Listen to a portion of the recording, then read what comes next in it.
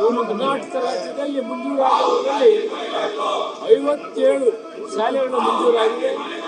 ಕಟ್ಟಡಗಳು ಕೊರತೆ ಇದೆ. ಕಟ್ಟಡಗಳು ಕಟ್ಟುವಂಥ ಪ್ರಯತ್ನ ಮಾಡ್ತಾ ಇದ್ದೀವಿ.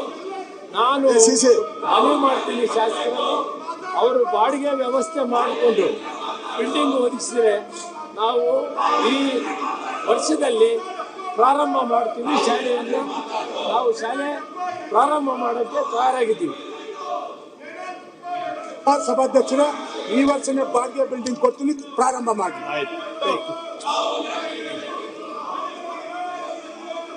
ಅಭಯ್ ಪ್ರಸಾದ್.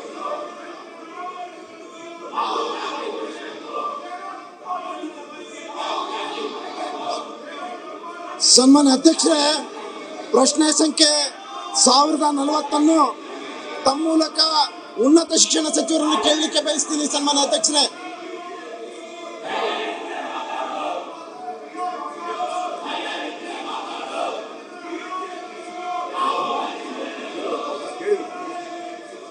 ಮಾನ್ಯ ಅಧ್ಯಕ್ಷರೇ, ಉತ್ತರವನ್ನು ಒದಗಿಸಲಾಗಿದೆ. ಸನ್ಮಾನ್ಯ ಅಧ್ಯಕ್ಷರೇ, ಉತ್ತರವನ್ನು ಒದಗಿಸಿದ್ದಾರೆ. ಉತ್ತರದಲ್ಲಿ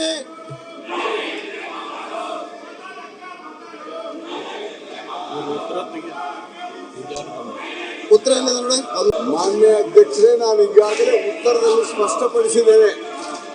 ಹುಬ್ಬಳ್ಳಿ ಮತ್ತು ಧಾರವಾಡದಲ್ಲಿ ಪಾಲಿಟೆಕ್ನಿಕಲ್ ಎಷ್ಟು ಸೀಟುಗಳಿದ್ದಾವೆ, ಎಷ್ಟು ಸೀಟುಗಳಲ್ಲಿ ಅಡ್ಮಿಷನ್ ಆಗ್ತದೆ, ಎಷ್ಟು ವಿದ್ಯಾರ್ಥಿಗಳಿಗೆ ಸೀಟ್ ಸಿಗ್ತಾ ಇಲ್ಲ. ಹುಬ್ಬಳ್ಳಿ ಧಾರವಾಡ ಪರ್ಟಿಕ್ಯುಲರ್ ಇದರಲ್ಲಿ ಅರ್ಜಿ ಹಾಕಿದಂಥ ವಿದ್ಯಾರ್ಥಿಗಳಿಗೆ ಪರ್ಟಿಕ್ಯುಲರ್ ಸೀಟ್ ಸಿಗ್ತಾ ಇಲ್ಲ ಅನ್ನೋಂಥ ವರದಿಯನ್ನು ತರಿಸಿಕೊಂಡು ಅಲ್ಲಿ ಅವಶ್ಯಕತೆ ಇದ್ದಲ್ಲಿ ಮುಂದಿನ ಶೈಕ್ಷಣಿಕ ವರ್ಷದಲ್ಲಿ ಗಂಭೀರವಾಗಿ ಪರಿಶೀಲನೆಯನ್ನ ಮಾಡ್ತೇವೆ. ಶ್ರೀ ರಾಜೇಗೌಡ ಟಿಡಿ.